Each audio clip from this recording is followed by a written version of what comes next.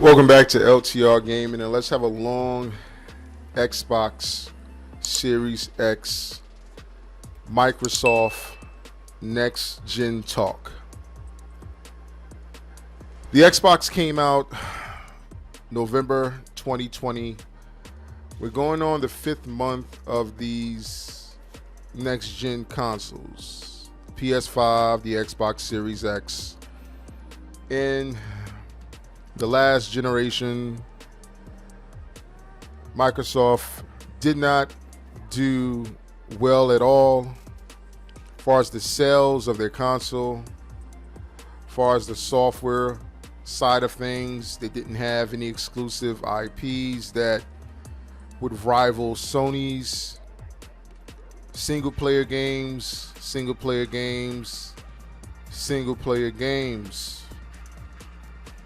This is what Microsoft fans like myself have been saying we want.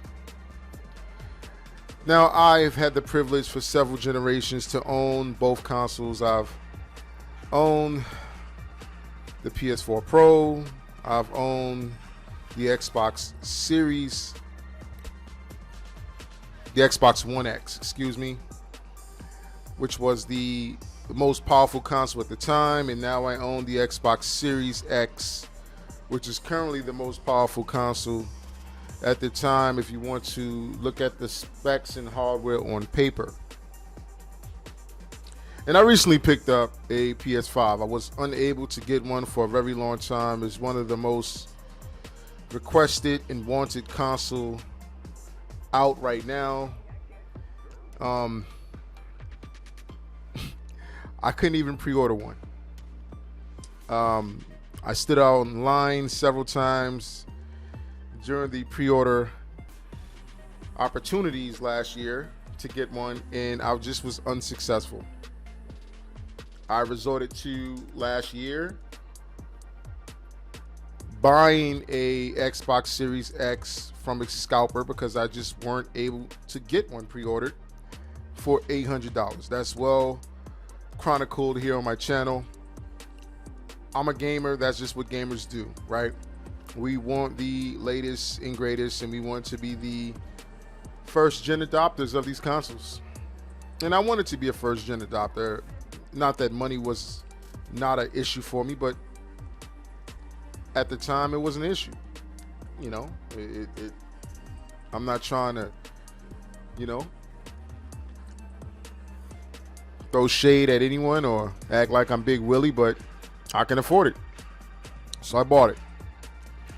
And I found myself playing a lot of last gen games in the Xbox Series X. Of course, I subscribed to the Game Pass, and I had a plethora of games to choose from whether it was my backlog, catalog, library from games that I haven't completed.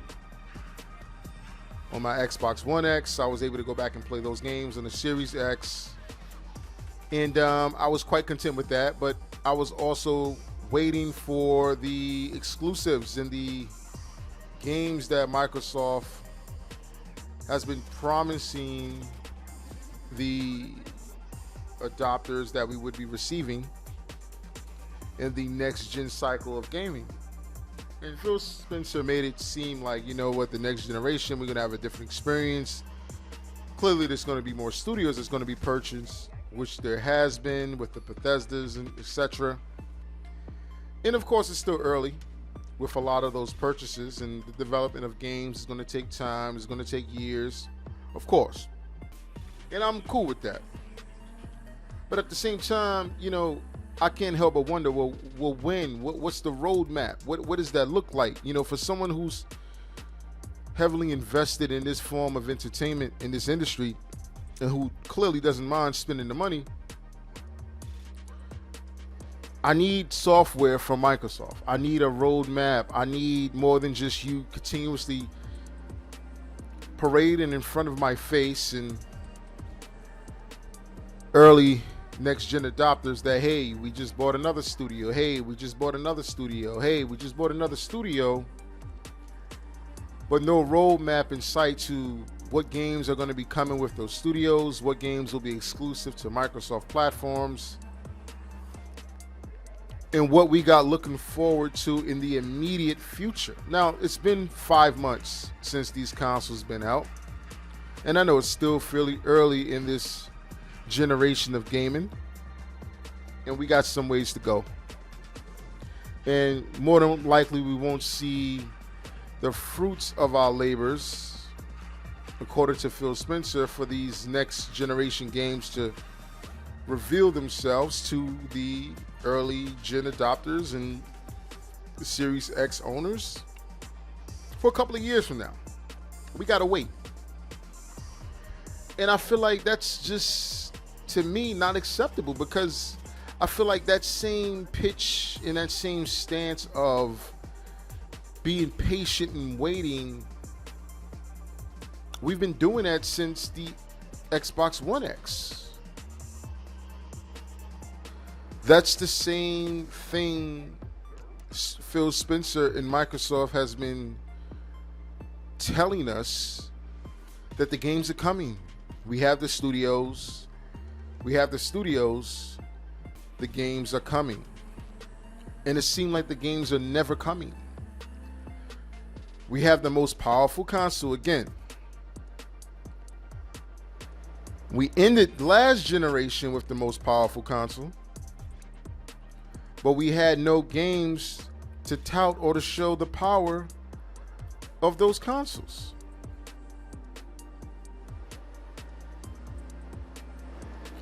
And to me, it really doesn't make sense, because then, like, what's the point of creating this console that has all of this power and that costs? I can only imagine that Microsoft was taking a loss if you're making it comparable to the specifications of what's inside of the PS5, because Sony clearly doesn't have a superior console if you want to go by hardware schematics and specifications. So then what's the point of putting more components into your console if you're not going to have the software to run it? And then when Microsoft makes their games, they're making games that don't even use or harness the power of the components that they put inside of the console. To me, it really doesn't make sense. Then only to wait to have Sony come out with their exclusives, with their first-party games and titles, to blow the doors off of whatever Microsoft comes out with. So we got to hold our hands together and sing Kumbaya and pray that Halo comes out this holiday season. That's going to be the system saver. That's going to be the game that's going to move units. That's going to make gamers want to go out and buy an Xbox Series X. No. The Skyrims, the Fables, the Elder Scrolls. Let's stop making the Skyrims.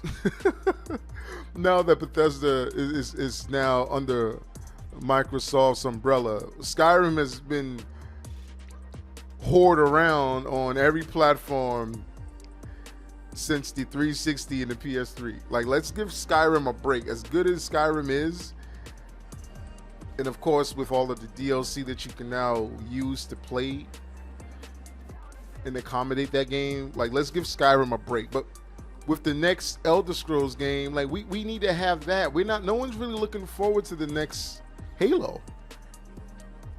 And then what was even showed like 6 months ago was so disappointing.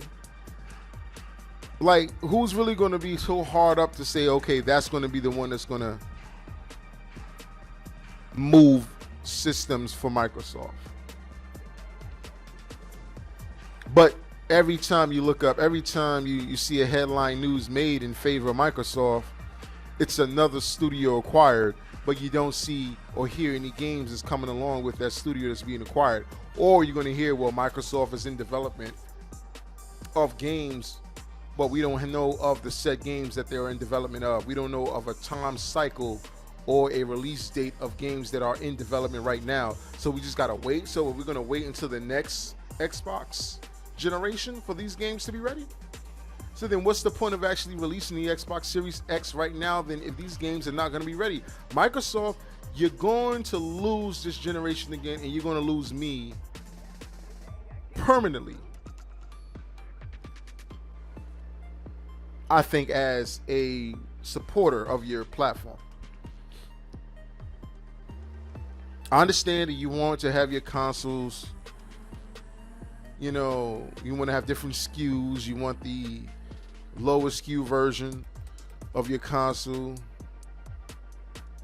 at an affordable cost of $299. So if gamers want to get into that, they can get into that. It won't be, you know, as powerful as the Series X. You can have that. You can still play those type of games, but you won't get the Series X experience. But are we even getting the Series X experience? Because there's no games to show us what the Series X experience is, really. Games. All right, they recently had a game called The Medium released. So since I am a Game Pass subscriber, I had the opportunity to play it for free because it is a Microsoft exclusive. The game was a very disappointing game to me. I've played it. I put maybe about 15 hours into it, and I really didn't enjoy it. I really didn't enjoy the plot and the twist. I really didn't enjoy the back and forth of being able to play into two different spectrums at the same time, etc. I didn't like that. I didn't like that as a game that pretty much was going to be a year one system mover for Microsoft to use as a system seller. Believe it or not, that's what it was touted as, and that's what it was supposed to do. They could have used another game, exclusive game that they should have came out with to be an exclusive game for Microsoft to move year one or within the first 6 months of this console being released. And I still feel they should have been working harder and put their eggs in the basket that they feel would have been more profitable to move the console rather than putting it in the basket of this Game Pass and assuming that, okay, well, we got Game Pass. And as long as we got Game Pass, gamers got games to play. Even though we got a console that is clearly very powerful, but we don't have any games to show it for. But it's cool. Let the gamers play games on last gen titles. Let them play last gen titles on this new hardware with all this horsepower, and they won't complain. They won't have an issue with it. Well, I have an issue with it. Like I said, I had to pay $800 for this console. I had to pay $300 more than I wanted to pay because you had this scalping bot issue situation going on that Microsoft could have gotten ahead of by just physically releasing these games, physically releasing these consoles inside of retail stores. Don't tell me about COVID-19. Listen, I don't buy it. And I'm not saying I don't buy COVID-19. But if folks can still go out and shop for food at a supermarket, if I can still go to the gun range and shoot my gun for recreational purposes, if I can still go to GameStop and buy video games, if I can still go to Walmart and buy video games, I don't see any particular reason why the Xbox Series X and the PS5 cannot be sold in these retail chains and not just exclusively sold online. It was a joke. It was a complete farce. It was a complete joke. And I think it was done on purpose. And that's just my personal belief, to market and to sell these consoles this way.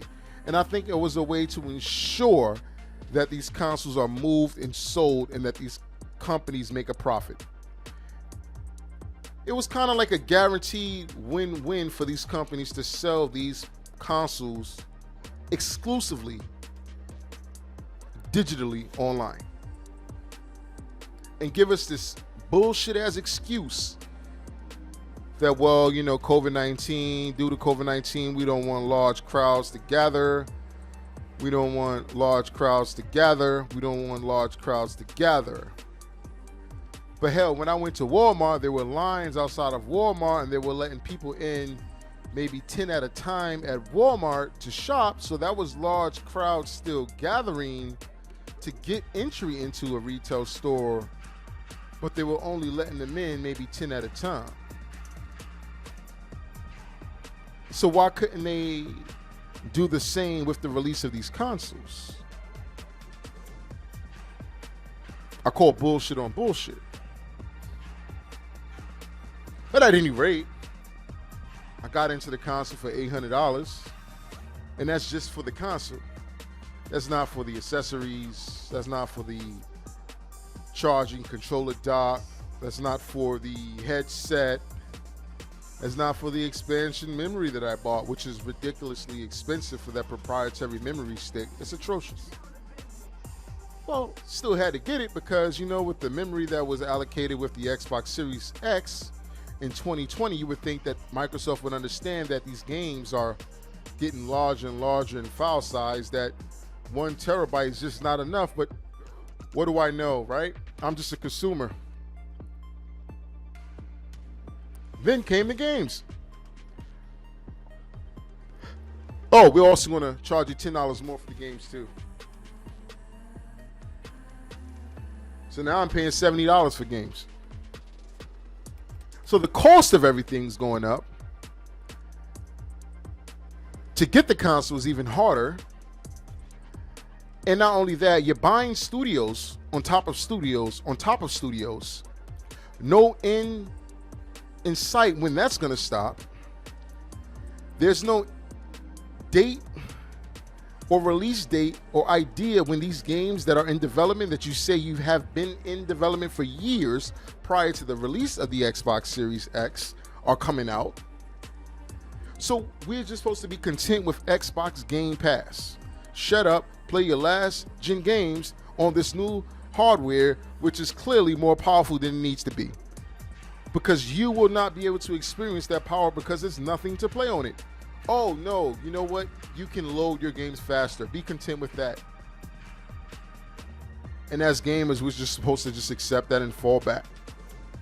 I'm disgusted with Xbox. I'm disgusted with Microsoft. And as a gamer, I feel like they have been the most anti-consumer out of the two companies that I currently support right now. I have a Nintendo Switch, but that's completely for a whole nother video here. And not that Nintendo gets to get a pass, but we're not going to get into Nintendo. I just can't sit back idly by while people just continue just to fan praise and pat Microsoft on the back every time they acquire a studio, as if it's doing something currently right now for gamers who have nothing to play but old games or games that we don't even want. Like, we want adult driven games, mature games like Sony makes. And I just think that at the end of the day, Microsoft, that just continuously falls on deaf ears. They want their games to be on every platform. I understand, totally get that. And that's the direction that they're going in. And I see that now. Before, it was very hard to see. I didn't want to see it, maybe. Maybe that's what it was. I didn't want to see that Microsoft was just being a derelict in their duties to provide me with games that catered to me or to my like and my needs. Now I realize that they don't give a damn about my needs and my likes. So I just go to Sony now. Actually, I've been always going to Sony. My train of thinking for many years, maybe for the last 3 generations, were that, hey, if I want to play great single player games, I'm going to play great single player games exclusively on Sony. Any single player game that's exclusive, that's great, normally is on the Sony platform. And that's normally where I play it at. Multi-plat games, they normally perform and play better on Microsoft's platforms. And that's been my way of playing video games. Multiplayer games, I play on my Xbox. Single player games, I play exclusively on the PlayStation. So I recently did a video where I did an unboxing of my recent PlayStation 5 pickup in 2021. Like I said, I was unable to get one in 2020. Damn near impossible.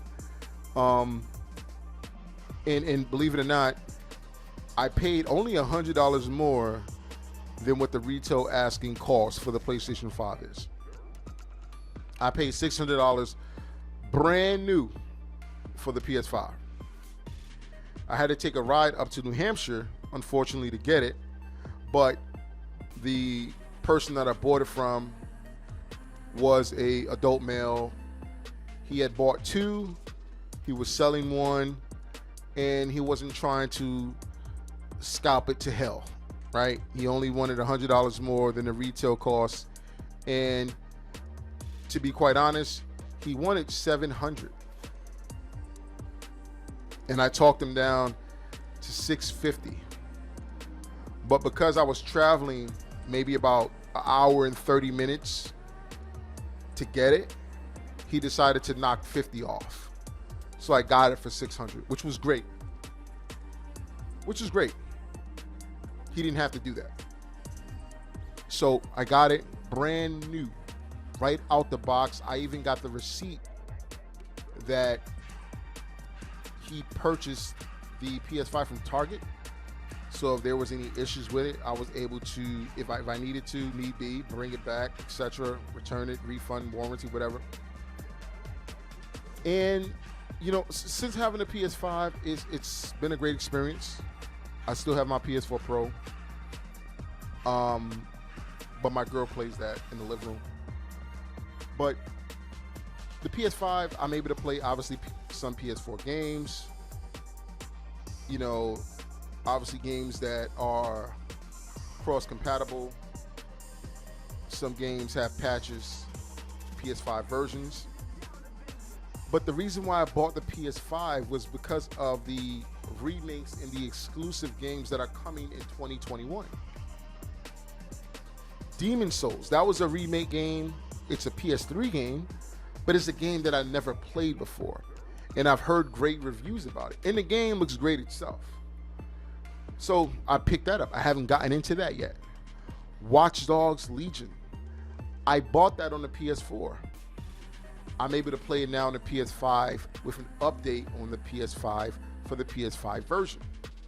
So now I'm actually playing it on the PS5 now with higher fidelity, better frame rate, a better experience.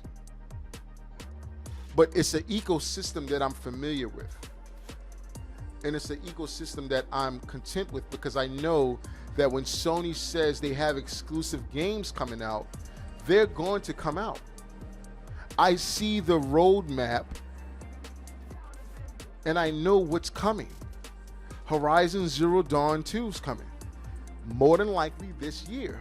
Maybe holiday season this year, but it's coming this year. That's a Sony exclusive single player game that I enjoyed, that I have played the first iteration of that game. See, this is the reason why gamers like myself buy the games and not just buy the console for the brand name. We buy the console for the experience that the games are going to give us. And Microsoft has delivered. So I have good faith from the faith that they've given me from the PS4 era that the PS5 will deliver with that too. So I'm already in with this next gen console of gaming, $1,400 just for the consoles. $1,400 spent in 5 months of these consoles being out. Not even including the games, not even including the accessories. So I'm maybe at $1,700 at this point. Maybe $1,700, $1,800 at this point, including the games with the controllers and headsets. I'm well invested in this ecosystem here. And I see the road path to one company, such as Sony, but I don't see the road path that Microsoft wants to bring me along. And I'm not content with it. And I'm not cool with that. And I'm not happy about it. And I'm just mad that people are just not calling them out for what it is. They are not delivering like they said they would. Listen, you can say the games are coming all you want. They told us that the last generation, the games are coming. They did not come.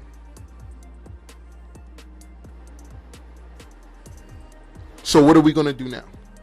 Are we going to hold them to the fire? Are we going to hold them to their own expectations? Or are we going to let Phil Spencer, because he's cool, he wear these little cool hippie t-shirts and jeans, he seems so down to earth, he smiles a lot, he seems like a really cool guy, people person. Is that enough? Are we willing to be sold on symbolism and coolness?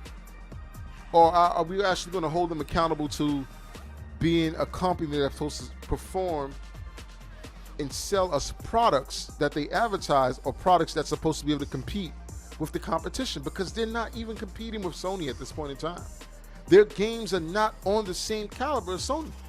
At the end of the day, we can say whatever we want about the hardware Microsoft is producing, and what the flops are, and what the terabytes are, and how fast the GPU, the CPU is, and the CUDA cores, and the ray tracing. That sounds great.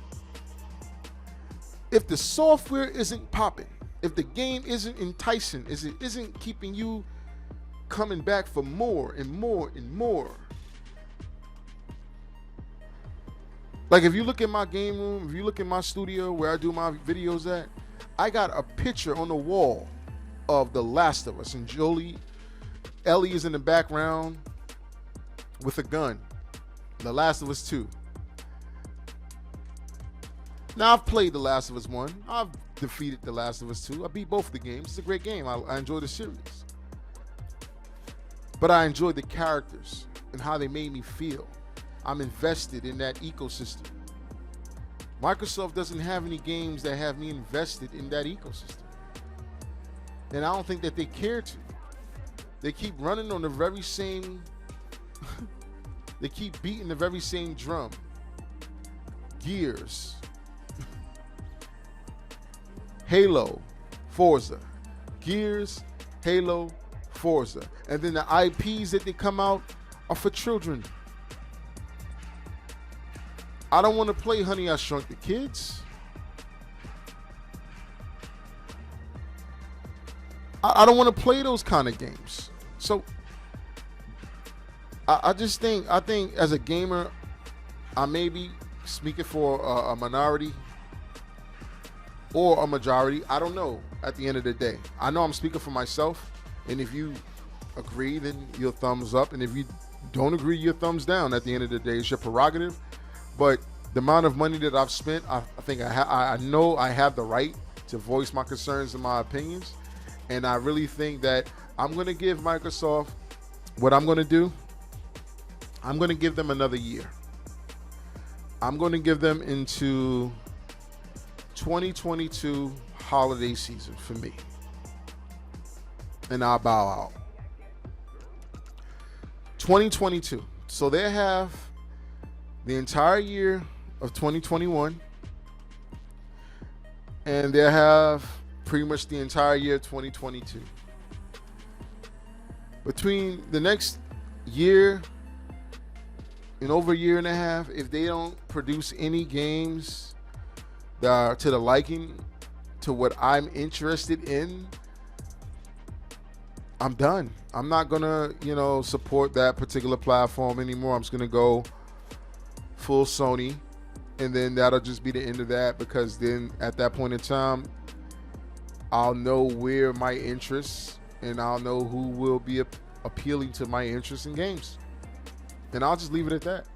There's no need to bash. There's no need to say one is better than the other. There's no need for any of that. People just need to like what they like and go where they are, satisfied to, and go where they are liked, and let whoever's scratching their niche for them, let them continuously scratch that niche for them. There's nothing wrong with that. It's about a matter of choice, and at the end of the day, there's nothing wrong with that. So I just wanted to point that out to my fellow gamers, let you guys know, like, we don't have to accept anything that these developers are giving us. If we feel at the end of the day it's not sufficient enough or adequate enough for you to be content and satisfied with it, and especially the fact that these consoles are not free, these games are not free, it's getting more expensive and more expensive to participate in this particular hobby. You got every right to voice your opinion and be proud of it and stand by it, and don't feel ashamed of it. Anyway, guys, I'm Troy. This is LTR Gaming. Don't forget to like, subscribe, and share this video. I'll be doing a lot more of these commentaries about games, things of that nature.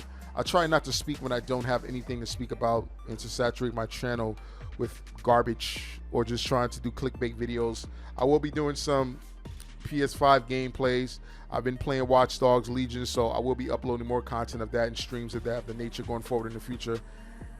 Anyway, guys, see you next time. Peace.